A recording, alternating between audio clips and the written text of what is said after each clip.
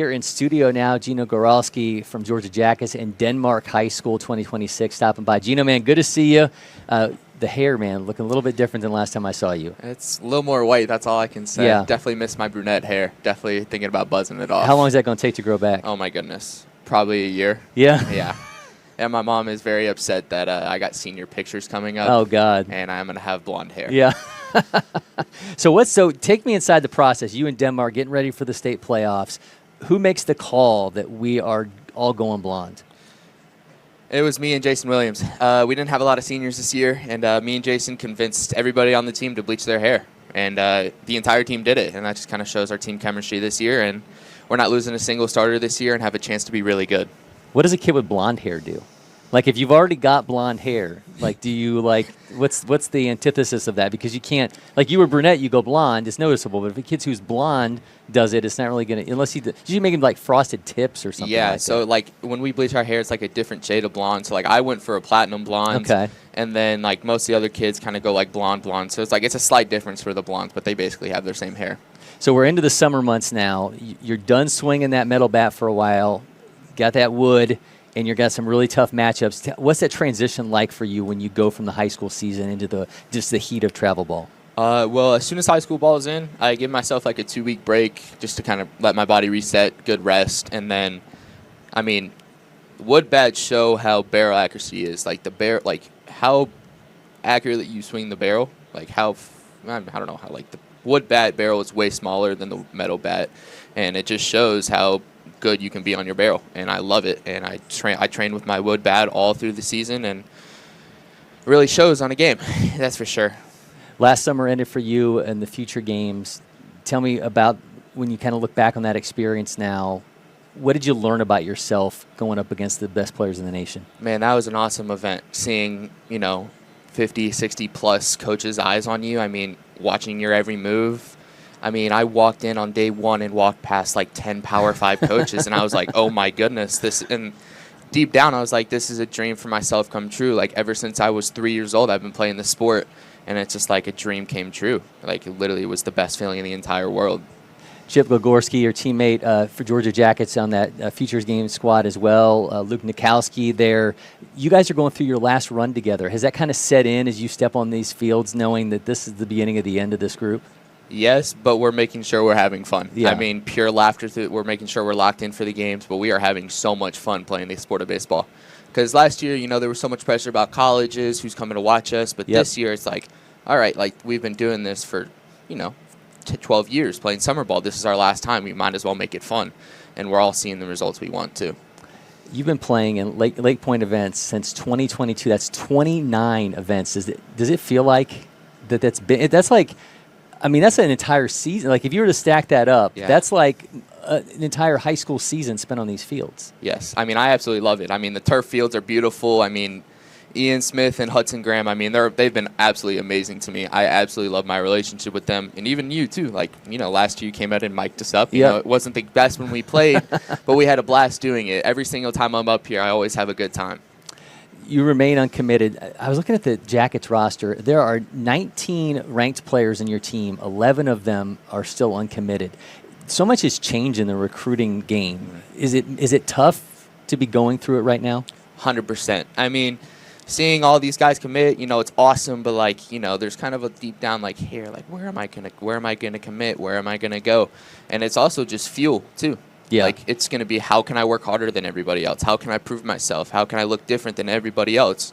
So it's like all perspective based, and I love that, because if I looked on the negative side of things, it's like, what am I doing wrong? What am I doing wrong? But I've changed my perspective of okay, how can I prove myself more? Like, what opportunities are going to be given to me, and I need to go show out. Well, you kind of have to these days, right? Because of the portal and all this stuff. I mean, a roster at a Power 4 will just flip in an instant, and then the opportunities are different. It is insane. The transfer portal has completely changed the game, 100%. And 4 years ago, it's a completely different ball game. And with the roster limit, transfer portal, even JUCO baseball. I mean, JUCO baseball has become really good baseball. Yeah. I mean, even everywhere, people are taken from JUCOs, D2s, D3s, even NAIAs. It's insane the amount of, now it's baseball is like an opportunity is given in JUCO baseball. You can go ball out and go Power 5. Yep. It's it's definitely insane, that's for sure. I would have never believed this 4 years ago. You're now the 8th ranked outfielder in Georgia in 26, number 33 overall. How much do you pay attention to those when those come out? Do you look at the guys above you and compare? Like, how does a player in those rankings view those rankings? Well, I view it in two different ways. Basically, I look up to those guys. It's like, all right, what are these guys doing that I'm not doing, and how I can prepare myself better to be like them. And the rankings just fuel me. It's like, all right, how can I make my next jump? How can I go prove myself more? And I mean, I enjoy the rankings. I enjoy being in front of a couple of my buddies, of course, and Sure. my buddies giving me crap for being in front of me. But also, it's kind of fuel too.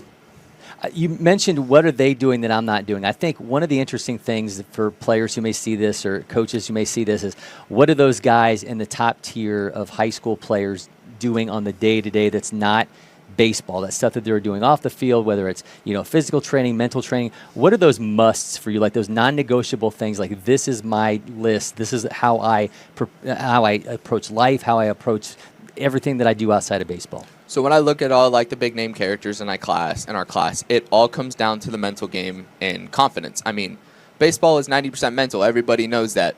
But if you can walk into the box and say, I'm going to do this, 90% of the time you're going to go do that. So this offseason, I've worked on the mental game, confidence. It's like, how can I tell, like, it's positive impacts of, like, I'm putting positive thoughts in, like, when I'm warming up, when I'm getting ready. It's like I'm putting positive thoughts in my brain, no negative. And when I go out on the field, I'm probably going to go play well when I do that. Where do you find that? Like, where did you find that stuff? Did you see it somewhere? Was there somebody maybe you were following that this is how they approach things? You kind of picked it up, or did you develop it yourself? Or? So I have Ronnie Kenyatta. He's my speed guy. Okay. He's really, me and him have been doing a mental program for about 8 months, and I truly bought into it. And my other hitting coach, Cory McCartney. I mean, me and him, we don't biggest offseason difference for me is that it's quality over quantity swings now. I'm not taking 400 swings when I'm going to swing for 2 hours. It's hour 15, hour 30 swinging, but we're talking through my misses and understand what I'm doing. And the biggest thing I caught from Cory is flush it. Like, flush exactly whatever happened. If you had a good game, bad game, completely flush it and reset. Lessons, not losses, right? Exactly. I mean, that's a huge piece of it. How much are you doing breath work and visualization? How much of that is that part of it? Meditation. Okay. I absolutely believe in meditation. And it helps me fall asleep, too. Instead of staying up till 2, 3 a.m., I can get to bed at like 11 now, especially in summer, too. I love on your IG profile, you have Luke 137 for, with God, nothing shall be impossible. How much does faith play a part in you? 100%. I put all of my hardship through the Lord. I mean, my faith with the Lord, especially through the last 6 months, I've gotten really close with the Lord. And it's like I want to play baseball and represent him on the field. So I really have to watch what I do on the field. And it's like for Denmark, we have Bible studies every week. Or we literally, like our Denmark high school, we have Bible studies on Wednesday. And it's just like everybody's preaching the word of the Lord. And it's like, if the Lord has a plan for my life, why do I need to worry? And of course, that's super hard to realize. But if he truly has a plan that's already destined out for everybody, then what do we have to stress about?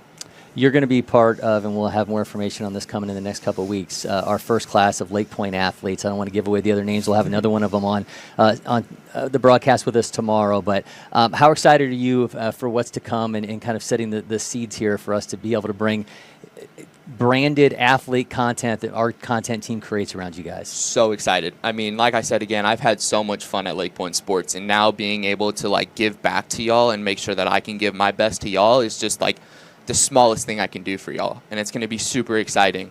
We're excited to make it happen. I do have to ask you, you said the first game here is going to be against this star-studded San Diego Padres scout team. You got Cameron Maben over there coaching these guys. His son's on the team, Jacob Lombard, Keon Johnson. How does a player go into a matchup like that when you know that those are the guys in the other dugout? Confidence.